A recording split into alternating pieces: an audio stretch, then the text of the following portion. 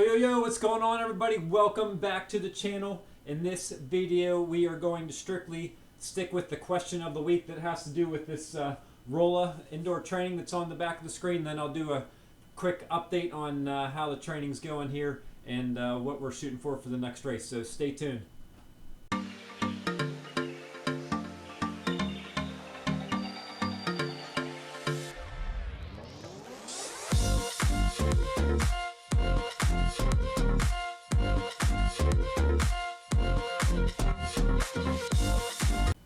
Alright, here we go. If you are a first time viewer of the channel, you get to drive the content with the question of the week. So this week we're going to go ahead and dig right into it. It comes from Michael.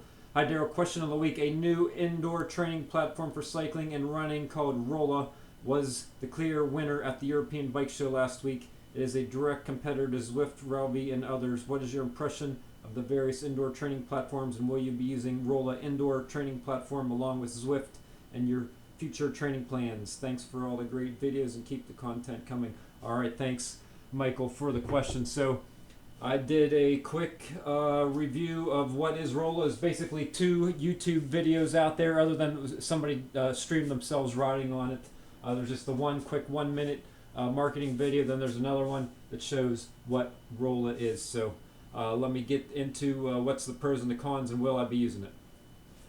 Alright, so I went to go ahead and try this app out, and unfortunately it requires a streaming service such as Apple TV. So I'm already paying for Training Peaks, Zwift, and Strava. I don't yet want to pay for a fourth. I'm willing to. But so hey, you need Rolla. If you're out there and you're listening to this, you need to put an app on the iPhone. So right now you have to have an iPad or you stream it from somewhere. So I don't have an iPad. I don't want to have to buy an iPad to use this platform right now, nor do I want to have to pay for another streaming service. So I stream or mirror from my iPhone. So I just run apps off my iPhone and I stream it to the TV. I actually have several YouTube videos out there on how to just stream screen mirror from your iPhone to save money. So number one, Rolla, you gotta put an app on the iPhone. So I don't care if the graphics don't come in as nice. I'm sure it will. I mean, I'll show you on the TV. It's pretty sweet just coming through the TV, the graphics. So again, number one thing, you got to put it on the iPhone before I get to try it. All right, next, Rolla. So I am lobbying you. So again, I'm already using 3 apps. You would be the 4. I know initially you would put it out there for free for everybody to try, which is what's going on right now. So just let me go over. So Training Peaks. What do I love about Training Peaks? It measures your fitness level, and you could automatically upload your bike and your run into a fitness training program. So I'm willing to get rid of Training Peaks, but you got to make sure you build that into your platform. Also, the next best thing I like about Training Peaks is it records all your previous personal bests, be able to filter by year, by bike, by run, by swim, and how many watts and peak heart rate and all that type of stuff. So again, try to build your platform so that way I don't have to buy all these or use all these other mobile apps. If you could combine at least 2 of the 3 into your platform, then I would jump on over. So let's go to Strava next. So I am willing to eventually get rid of Strava someday. It doesn't cost that much. The number one thing is that I love is Strava segments, but hey, I'm getting older and there's younger kids moving into the neighborhood that are beating all my Strava segments. So someday, I'm willing to toss Strava out the door. I do like you could measure you put your shoes in, and you could track how many miles you have on your pair of shoes. That's probably the next best thing. I'm not really a big person of posting photos of your rides and runs, although you can do that. And then third is Zwift. So yep, I am addicted to Zwift. I do 100% of my bike rides in the basement. Only exception is practicing a race course prior to a race. So what I love about Zwift is, and it keeps me motivated to keep training indoors, is the badges and the missions. And you gain points, and then you can buy better bikes and better wheels. So that's what keeps on there, and there's different levels, so it's addicting, and you keep on wanting to play more and more. So again, those are the 3 platforms I use now, if you could try to combine at least 2 of them, so that way I don't have to buy all these different apps, then I would jump on over to Rolla. Alright, so if you didn't watch the Rolla YouTube promos already, what they got going for them is awesome graphics. So I'm going to go ahead and play you here the first part of the promo. So I probably would, if the price was low and you could get the app on an iPhone, I'd probably use this and Zwift at the same time, just because the graphics are pretty cool. So I'm going to go ahead and show it to you here.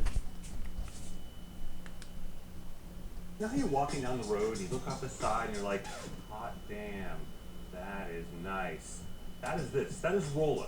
Rolla's here at Eurobike 2023, and without question, it is a single platform that everyone is talking about. At least they're asking about it. And so I figured I'd take a little bit of a dive into what it is and what it isn't, and my thoughts on it, both good and bad, after talking to these guys for a while, and also talking to other people that have been kind of poking at this booth over the last couple days here. Alright, great job, Rolla. The graphics are awesome. So, hey, if you want me to market this for you and do some videos and try it out, feel free to contact me. That does look pretty cool and has some potential, and puts competition on those other apps that keep their prices down. So, great job. Alright, let's take a quick look at how my fitness is going. And again, I use Training Peaks, and I am screen mirroring it from my iPhone right now. So you can see I'm doing pretty well, up 6 points from last year, currently sitting at an 83 here. That's the beginning of the year building up. That was the win at the Escape the Cape Triathlon. Now I got another month to go till I get to the Boiling Springs Triathlon. Here's a better view of it, landscape mode. Going to the calendar so you can see what I've been doing every day.